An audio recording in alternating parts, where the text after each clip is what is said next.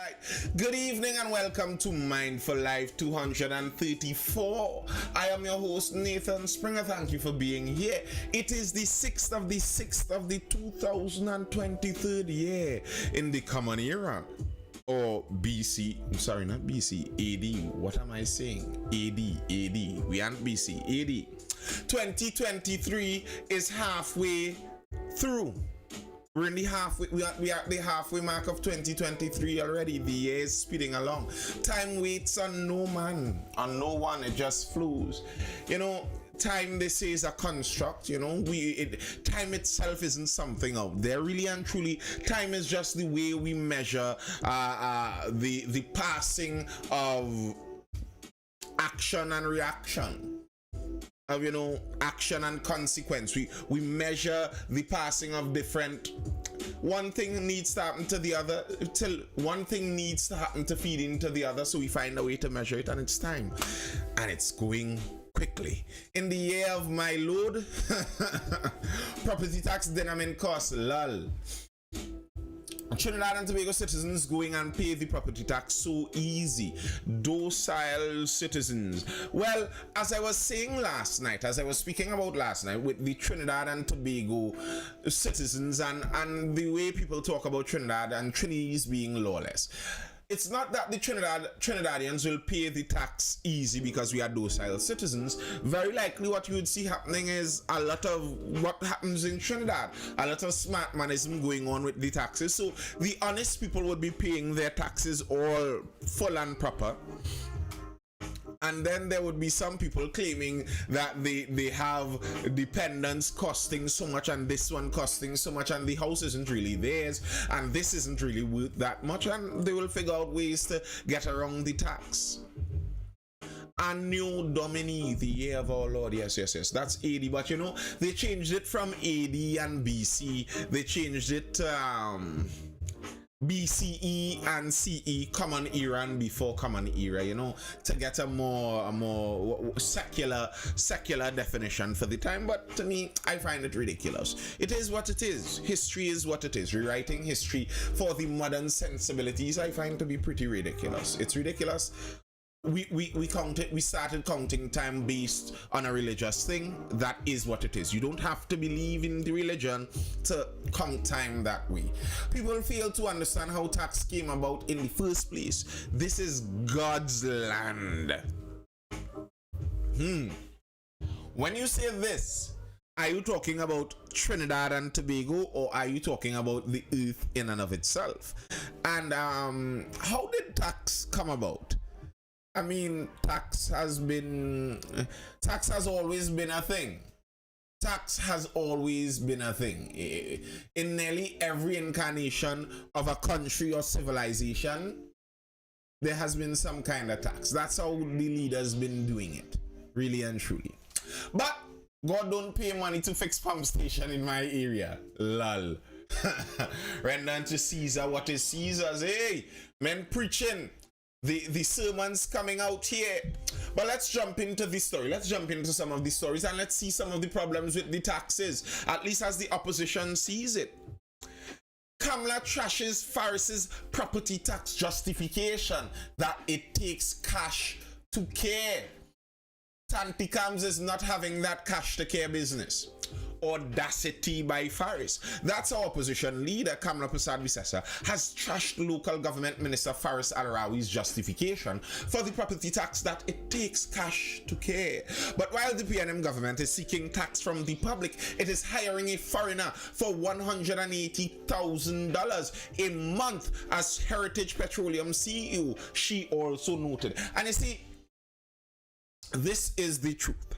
The fact of the matter is, when it comes to taxes, it is the right of citizens to question how you spend their money, and it's one of the things that I find to be one of the contradictions of governance.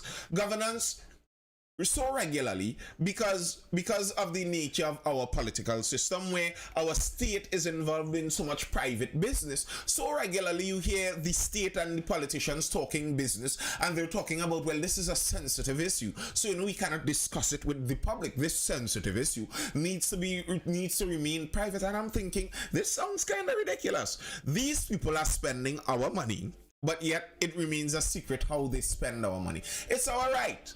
It's our right to question every last cent. If you see that the government is spending $3 on a dinner mint when they meet, you have a right to question those $3 dinner mints, because the government is not spending their own money. It's also why, be grateful for politicians if they're doing their job well. Yes, by all means, gratitude is an important thing. But never treat it like a politician is doing you a favor when they spend your money on you, or in some cases, other people's money on you. It's never the politician's money.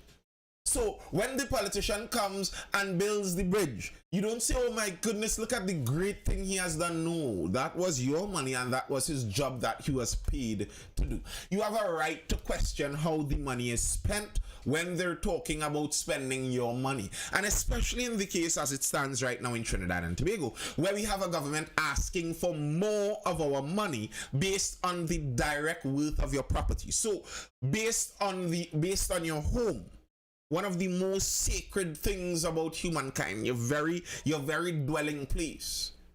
Based on that value, you are now supposed to pay money to the government.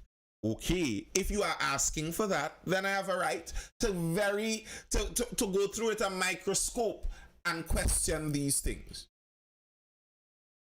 Brandon Chedia says, what are thoughts no independent could have see local government elections postponement illegal? You can't blame the independents for not noticing. Like, some people are trying to make much ado out of this. There are some points to make, but don't get lost in the political diatribe nonsense. Bear in mind, our High Court in Trinidad and Tobago agreed with the government's version on doing this. Our appeal court in Trinidad and Tobago agreed with the government on doing this.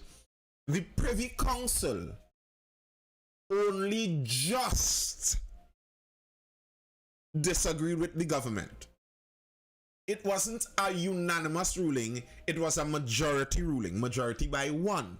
So you can't look at the independent senators and say, well, obviously they should have known that this was obviously illegal, because the judges in our High Court didn't know, the judges in our Appeal Court didn't know, and just under half of the judges of the Privy Council didn't know either.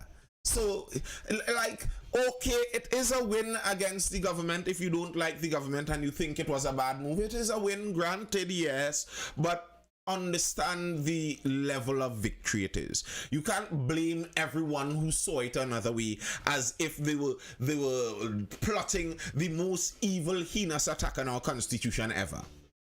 Big Money says the first known taxation took place in ancient Egypt around 3000 to 2800 BC.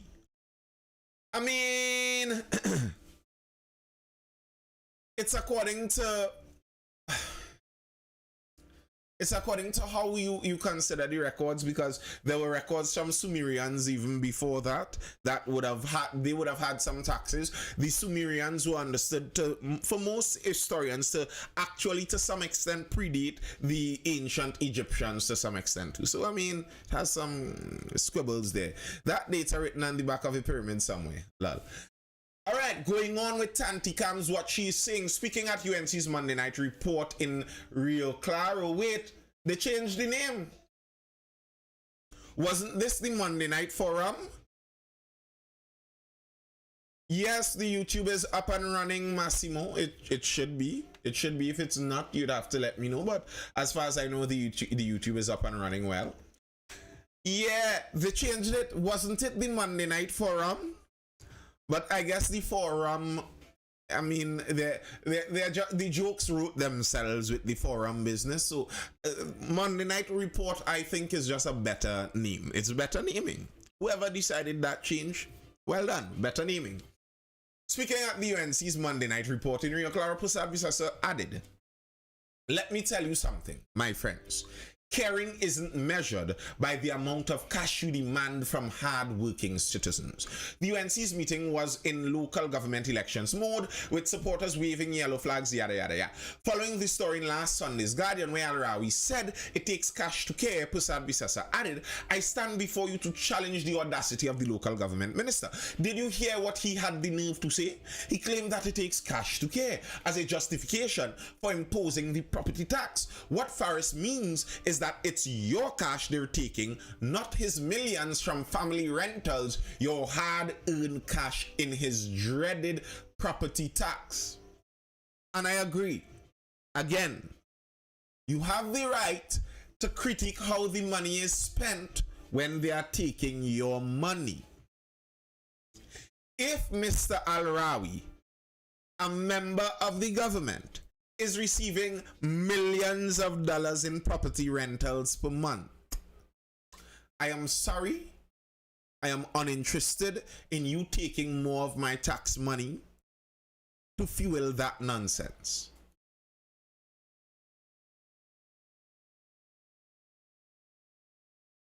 Shouldn't. But RL, here's the problem with some of these things. And this is why in the long run, taxes inevitably just work on the middle class. Taxes inevitably just work on the middle class because, okay, if you say debt should not be taxed, oh, those wealthy people would love that. They could live off of debt. They will mortgage basically all of their assets, use the debt and the loans to live off of, and then you cannot tax the debt. So they will just be flexing on that debt, and all they would have to pay is the interest on the loans, which very likely would be minor compared to their capital gains anyway. So that's cool. So then the property tax, if you do that, you're just going to be further punishing the middle class. Why? Why do it? Why do it? This election, Mrs. Prasad Bisasa went on, when they come to your gate for your vote, ask them where is the morality when over 100,000 workers have lost their jobs since 2015 and they're offering workers 4%. But Rowley hires a new foreigner as CEO at $180,000 per month. Make the rich richer. They don't care about you. Saying Al-Rawi also dared to boast about the average sum allocated to regional corporations. Prasad Bisasa pointed out the cuts to Mayor and Princess Town corporations in 2 years.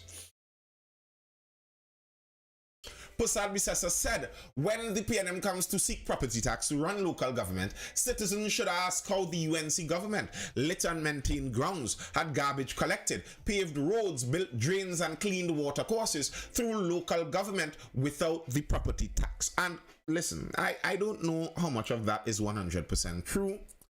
It flew away, sir. But don't worry, it's going to be going back. But yeah, I don't know how much of that is 100% true, but here's the reality to me. Before we talk property tax, to me, we should be talking cutting the fat of the government, cutting government wastage. We should, before you increase taxes on the private citizens, you should make sure that there's no loose government spending. Wasn't it nearly going up to 100 million or something like that was lost in extra in pensions? Wasn't it some couple million was lost in extra in food cards? Like, listen, you cannot go to the population and tell them, okay, as a country we need more money. And the money that we are using right now, we have hundreds of thousands of dollars, millions of dollars just being thrown out in wastage. Listen, I remember in my childhood days, my younger days, my father growing up in a certain community, and some of the guys from that community would come and they would see him somewhere, and they ask him for a little 20, and let me hold a little 100 dinner boy, hold 100 dinner boy, spring boy, yeah. And he says, he thinks to himself that he is cutting back on so many things. Those days, you know, he has some young children. He's cutting back on this to try and make sure his children reach where he wants them to reach. And he is going to be cutting back on this, cutting back on this. He isn't spending extra luxuries and all of that. And he is going to give you his extra $20 for you to go and buy a beer with it. Does that make sense? And that's what it feels like with the government. The government would watch the regular citizens. We're struggling. You're looking to pinch corners here because cheese turning into gold, milk turning into silver. These things are getting ridiculously expensive. When last you see people with a big grocery cart, now everyone only using the handheld little grocery basket. The grocery cart don't even get used anymore that much, because that grocery cart, once you carry that grocery cart, you know over $1,000 bound to jump up. So people pinching, like, sir, I'll tell you, throughout my 20s, my early 20s, I never used to look at prices. I'm telling you, as a young man, prices were irrelevant. I want the thing, I pick it up, whatever the cashier tells me, here, forget about that. Now, and to think, if I go through a year of doing that, and let's say by pinching extra and working around this and doing this and cutting off, you know, that honey bunches of oats double pack from Price Plaza, that thing seems to be raising at $10 per year. Forget about that. Universal or Sunshine would have to do plain old cornflakes. We'll do it. Let's cut back.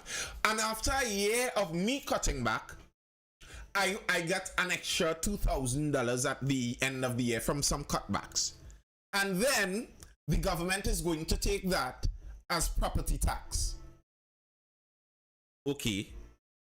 And this very same government is going to spend, was it $300,000 in the crime symposium on unknown expenses? It was expenses that, you know, in case they had anything to buy, they would have used that $300,000. And the minister, when asked, didn't even know whether it was used or not. That's the respect they have for your money. $300,000. So let's say by inching and pinching, you save $3,000 and that's your property tax. $300,000 is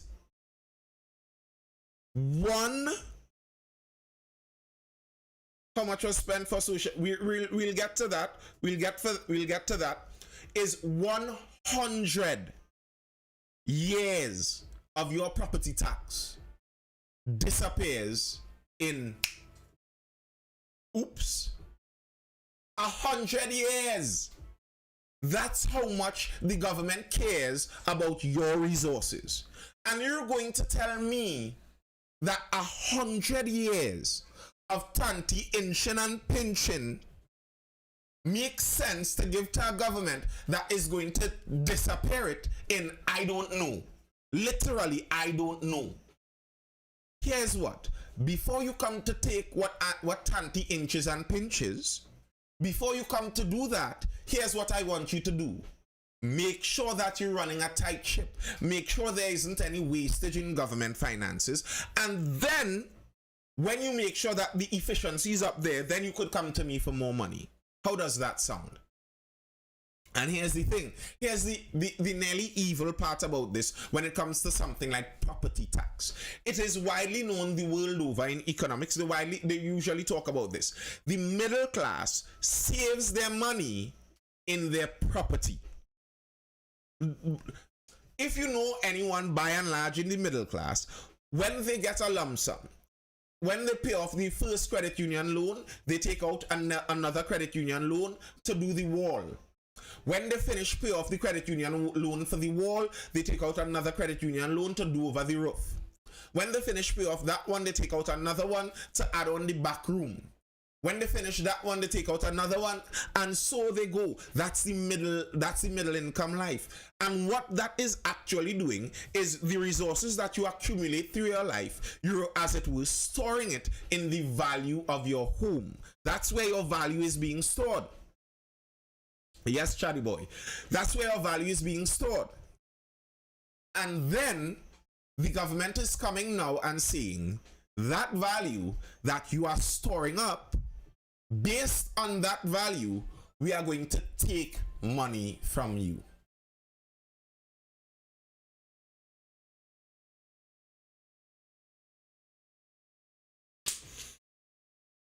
Good night, Insaf. Does that make sense? 3.4 million for crime conference, but no results, Munilal. Let's go over to that. Crime pays. Close to $500,000 was spent on food and another $800,000 for signage and banners, as well as $500,000 for media services for the 2-day regional symposium hosted by the government in April at the Hyatt Regency Hotel, Port of Spain. And as I said, here's the issue here. Here's the issue. If this was Dr. Rowley's money, or money from the, what they call the PNM's foundation, Heliconia Foundation.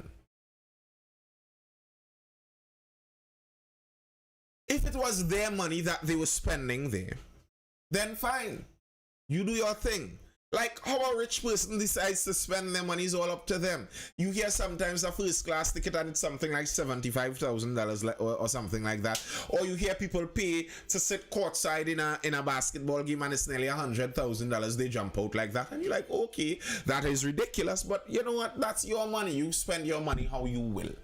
But in this case, the money that the government is spending here is not their money. You can't spend people's money like you're a drug dealer. You can't go out balling on people's money. That doesn't make sense. Listen. I hope people are understanding the point I'm making here.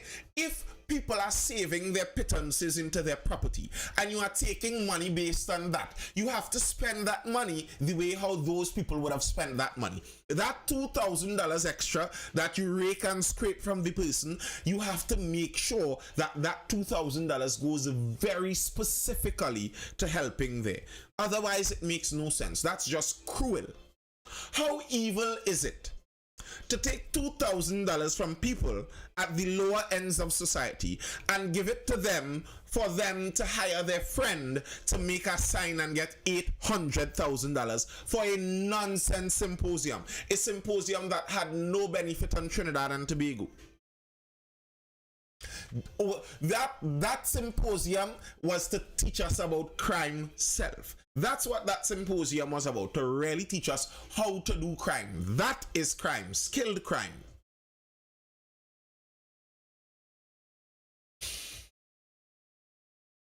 What are thoughts on municipal police playing a bigger role in crime fighting? I'd love that. I'd love if crime fighting was location oriented. I'd love if there was a sheriff in each region. And I think, listen, if you look at a lot of the problems that we are having, you are having outsiders of communities causing problems in communities.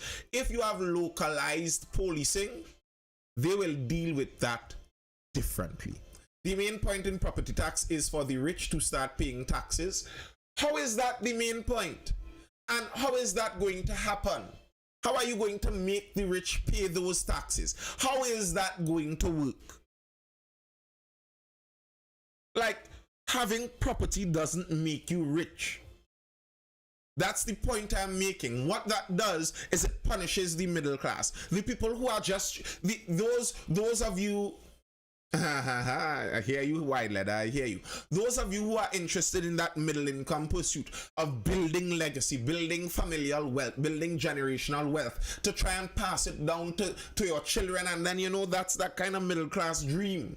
That middle class dream to build up over generations. That's who something like the property tax punishes. And as I keep saying, if this property tax went like it does in many other countries, like people point out, property taxes are all over the world, but in most developed places in the world, the property tax goes directly to the municipality or the local corporation or whatever it is, the estate or whatever it is that you are living on. They get that property tax directly so they could work directly for the people who are paying them. But that's not what is going to happen here in Trinidad and Tobago. In Trinidad and Tobago, that property tax is going into the consolidated fund. That's going into the government's piggy bank. That's going into the government's piggy bank. And good luck getting the government to, one, give you an accurate account of how much property tax came in, and two, give an accurate share of all of the property tax out to the local government bodies. It does not make sense.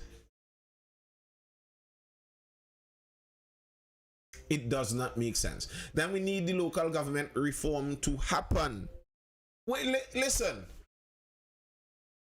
I am all for local government reform if someone explains to me how this local government reform is going to create the avenue to allow these taxes to go directly there. Because I could tell you, I have asked, and the local government reform that the present government has in the works does not make room for that.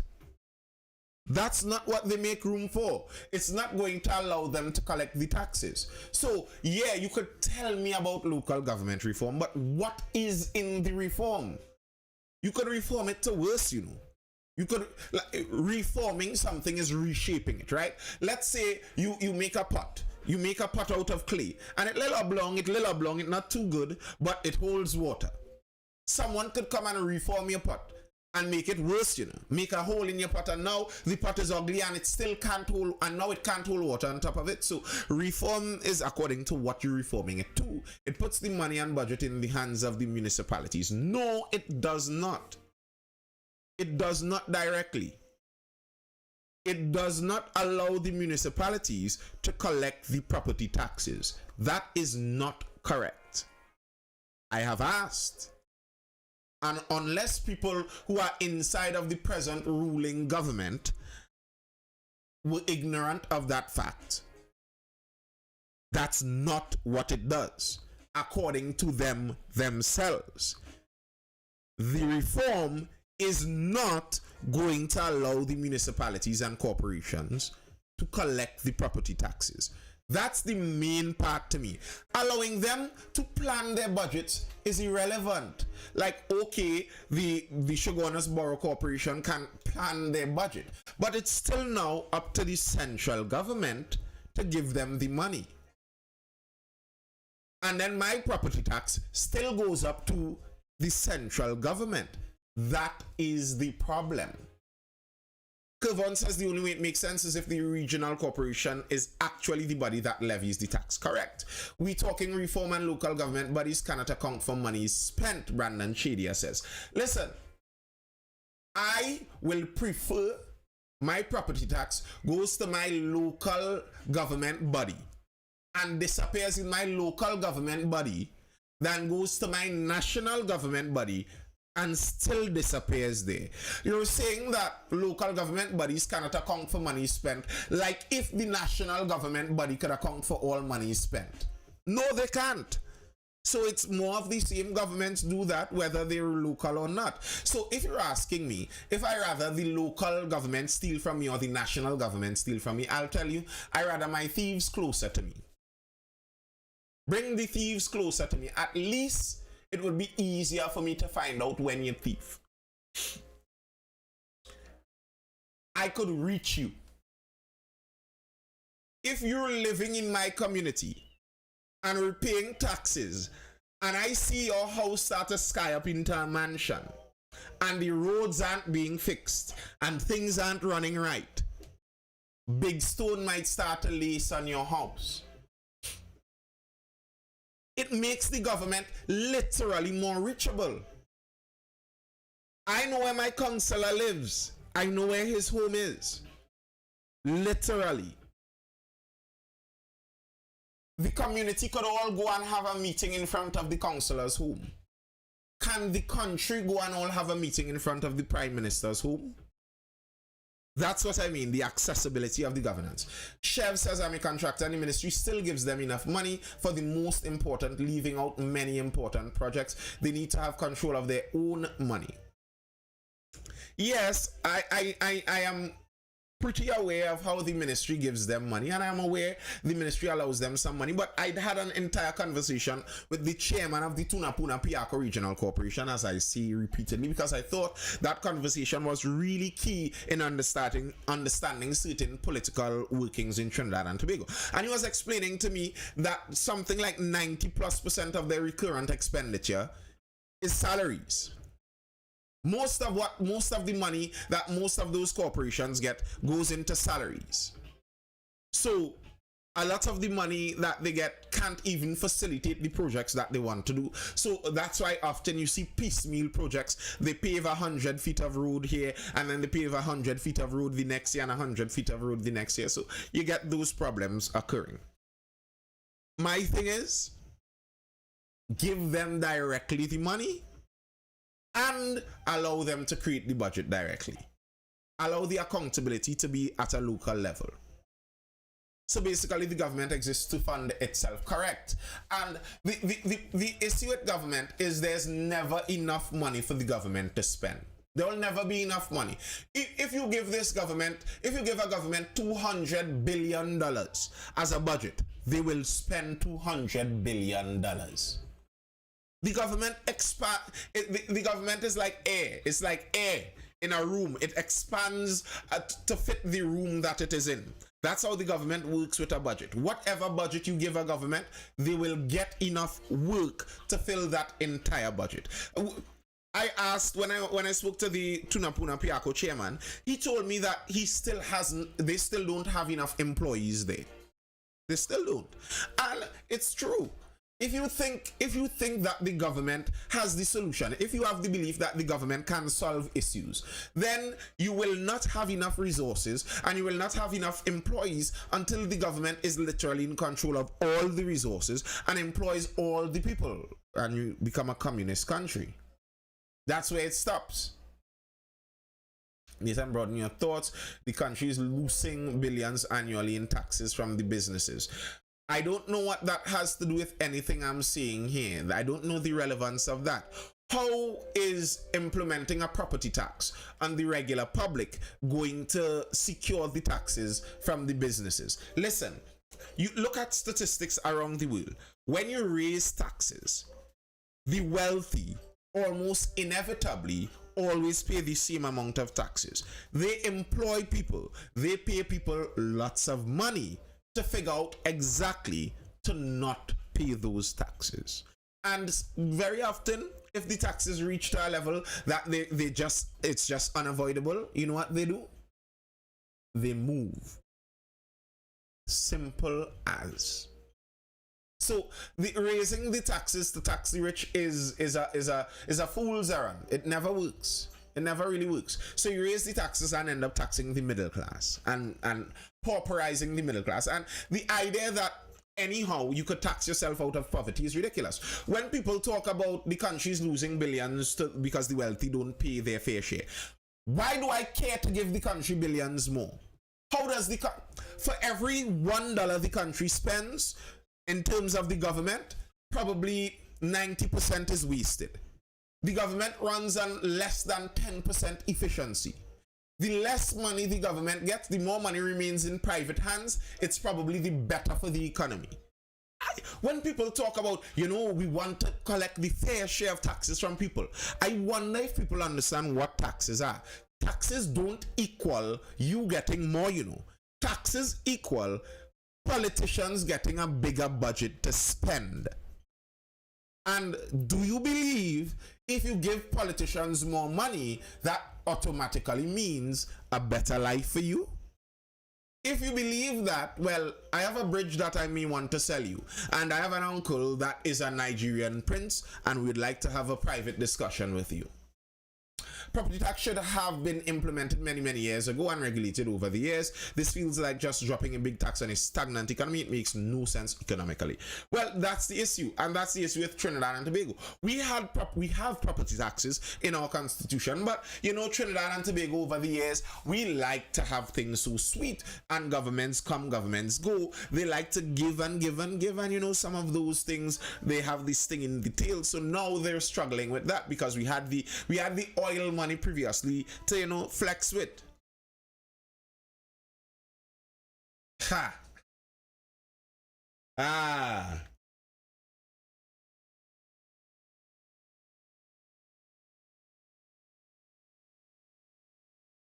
All right. Let's take a switch over from the property tax to one of the issues, as some people would talk about, as to why right now implementing property taxes is just a difficult thing. It's just hard on people. Crime pressurizing supermarkets, some opting to close before dark. There has been an upsurge in thefts and violent robberies at supermarkets, forcing business owners to spend large sums of money, not only for security systems, but also to implement additional measures to safeguard their staff, said President of the Supermarket Association of Trinidad and Tobago, Rajiv Dipti. Everyone is trying to see how they can increase their efforts, not just by ramping up security systems, which not only include physical aspects like infrastructure, but also the security of employees is critical because they are also being targeted. For instance, it could be a store manager who criminals may target to get access into the store, or certain contents of the store. And we have seen a couple of instances of that within our network, Dipti explained. He said supermarkets are also advised to conduct frequent vulnerability assessments of their operations, usually in tandem with security experts, which is another huge expense. Here we see it again.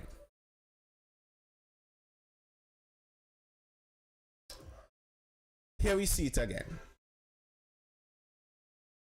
The government's job.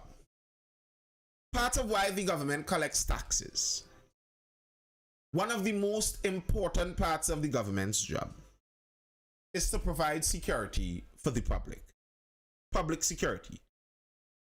Probably top 3 of government duties. Like, forget about education. We don't need a Ministry of Education. We could delete our entire Ministry of Education, and trust me, the children would get educated. I know many people who grew up with the colonial plug-in mentality. That sounds like, what? How? Trust me. We could delete overnight the Ministry of Education. As of midnight tonight, no more Ministry of Education. And trust me, the children would be educated. We don't need the government to provide that. What is more important than even that is national security. That's the government's job. The government is failing at that job. Any way you dice that in Trinidad and Tobago, the crime situation, especially violent crime, the government is failing at it.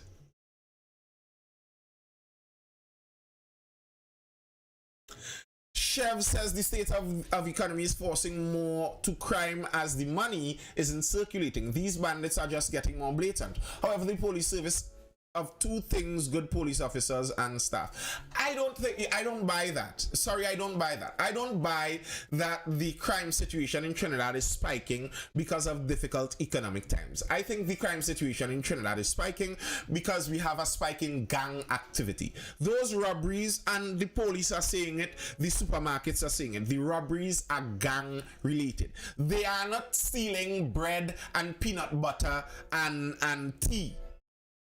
They're stealing Hennessy and cases of alcohol and rinsing out the cash. Freon, all of that is irrelevant to me. All of that is irrelevant. All of it is irrelevant, what you are saying there. You are telling me that the government is spending more money than we are making. So the solution for that is to give them more money. Are you thinking about what you're saying there? Think about it for a bit. Think about it for a bit. The government is spending more than we are making. There's an annual shortfall. And the solution proposed is to give them more money. How does that make sense? If they're spending more than they are making, it is being proven that these people are horrible money managers. And the world over, we are seeing this with governments, because people keep allowing it to happen. You can't run a company like that. You can't do it. And the thing is, they're running these budgetary shortfalls so that they could pay 300,000 to somebody to monitor social media. They're putting the country in debt to pay 3 million for a crime symposium that is useless. They're putting the country in debt to rent buildings from the former Attorney General that is three-quarter ways empty.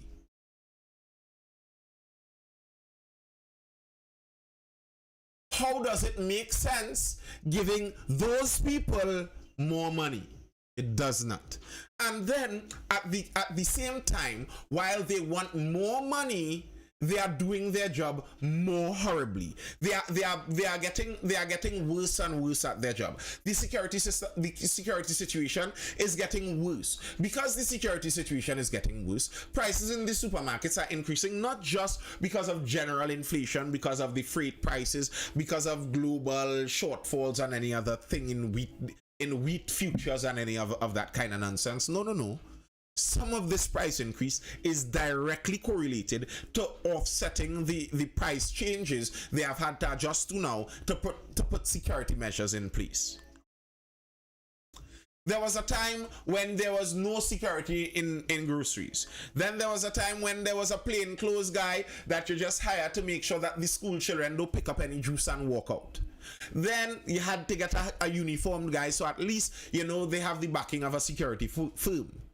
Then that stopped working, so you have to get an armed guard now.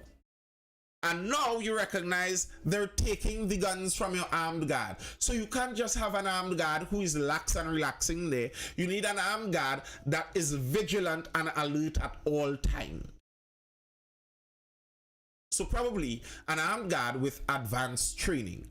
Those things have an increase in cost. And do you think that the supermarket owner is just going to take that cost on himself because, they are so magnanimous? They are here to help the citizens of Trinidad and Tobago. So they are going to take all of those security costs and not pass it down. People are talking about, if some of these thefts have to do with hunger. In the Supermarket Association, they were talking about the kind of thefts they are noticing, and it's related to gangs and underworld activity and the black market. Bandits make off with over $1 million in corned beef, cheese. Tell me if these are hungry people. Listen to this. Tell me if these are people that the economy just turned on and they need a bread now, boy. The people need a bread. Bandits made off with over $1 million in cheese and corned beef from an Arima warehouse over a 5-month period. Police reported that on Thursday, an employee of Arima Discount Mart warehouse on Karapo Main Road, Karapo, reported the theft. The employee made an inventory and physical check of the stocks and realized there was a discrepancy between the two. Police said 1,042 cases of New Zealand cheese worth $1.073 million were missing, along with 1,938 cases of rainbow corned beef, darling. Rainbow corned beef.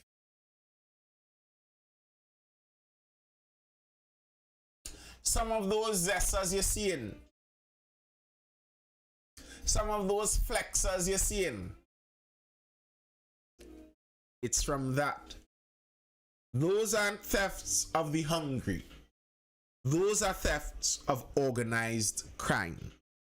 Bro, you don't steal 1,042 cases of New Zealand cheddar cheese to go home and make macaroni pie. You could only do that if you have enough connections in the underworld to get that cheese out to legitimate places to sell.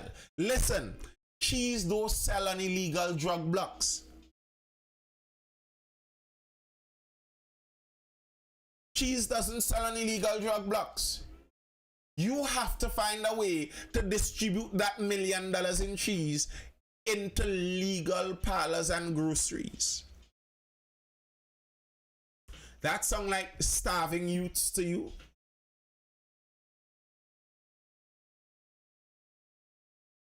But the question is, why are legitimate businesses buying it? Well, For one, legitimate businesses don't necessarily have to know that the person got it illegitimately. That's one, giving them some credit, because it's possible, especially for smaller groceries. Like if you are a local parlor, you know, a village parlor, a village shop, corner mini mart, and someone tells you that, you know, they came upon a shipment, they know someone with a shipment of cheese, and they're willing to sell you X amount, and you're not buying a whole lot of cheese, you're buying, if so much, one case of cheese or something, and it comes up to a good price, you're not questioning that too much, you buy it. It's possible. And then we know in Trinidad that many businesses run illegal rackets. Wasn't it $1 million in car parts found in the bush the other day too? That $1 million in car parts. People weren't going in the bush down in New Grant to pick up car parts there. Those car parts were ending up in good stores with nice glass storefronts and official registered names and balance books. And they're not even selling it to me at a discount. I was looking, lad. This lifestyle where rich, poor, middle class gangs all living on the same street need to stop. So you for segregation. When the freight cost was dropped 5 months ago, they kept quiet. Yes, Freon, that is true. That is true. They raised prices when the freight cost went up, the freight cost went down, and they didn't drop prices. That is true, but that's widely known in our business community. That's why, you know, I say I don't like these associations. You know how the bankers have an association, the supermarkets have an association. I think we should start calling those what they act like, for the most part, cartels. So when the bankers say the Bankers Association, let's change that association to the Bankers Cartel, because that's kind of what it is. I don't like those associations. I think in the free market capitalist system, I want the supermarkets competing with each other. I want George's supermarket to look at Harry's supermarket and want to undersell Harry's. So that way I could get cheese for $30 by George, and Harry's own is $35. And maybe down the road, Margaret opens a supermarket and she's willing to sell by bulk. So she would sell me the cheese for $28 because she's aiming to sell as much cheese as possible. That's what I want. But when Margaret, George, and Harry all come together in a supermarkets association, they come to agreement on the prices. I don't like that. I want the competition to be there. You notice, I remember once upon a time in Trinidad, and to be honest, I'm not that old of a guy, but I remember some of, you know, the moving, the shifting of the borders in time and in technology. When the banks were begging basically to get customers, each bank was trying to get one of these Trini customers who doesn't care for banking, and each bank was offering something. Those banks, when you put your money in the banks, you used to get money back. Now that the laws have come into place, where basically you are cornered into using one of the few banks, the banks tell you suck salt. The banks are disrespectful at best. Their fees are ridiculous. Why? Because the competition is killed. You have no choice but to use them. The competition is killed, so they could do as they please. I have any selling cheese, but I haven't seen any. I don't know about that. I don't know about Venice and cheese. I don't know anything about that. But what about the cost they get it at, though? They get what at? You all see Answer Bank in Westmore? No, I haven't seen it. Banks charging you to bank with them. Yes, they are.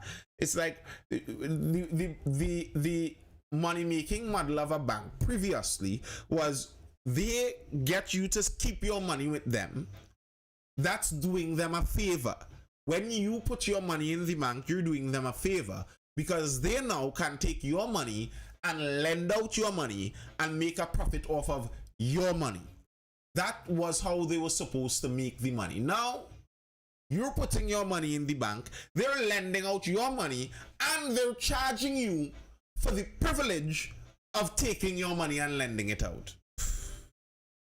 The reason is because I bet you if Nathan Springer opens a bank tomorrow, the police are going to be in his home shutting everything down by the next day. I suppose it's some kind of fractionalized RL. They made it hard for a poor man to open an account. To some extent. To some extent. Alright. Folks. That's all I have for now. Are there any further comments or questions inside of the live? Or would that be all for tonight?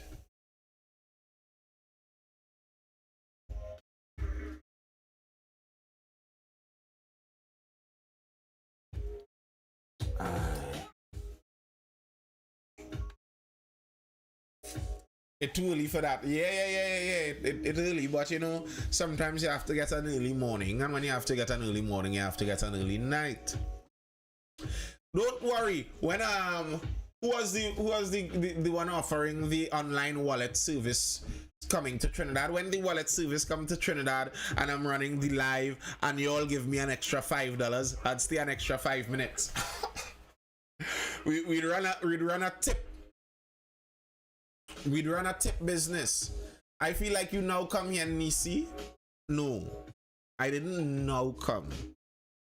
Islamic banking is the way, but no interest. I guess for some. Nathan, are you on every night? Usually Monday to Friday, weekdays. Tip nothing. Wow. Brutal. Tip nothing, yes.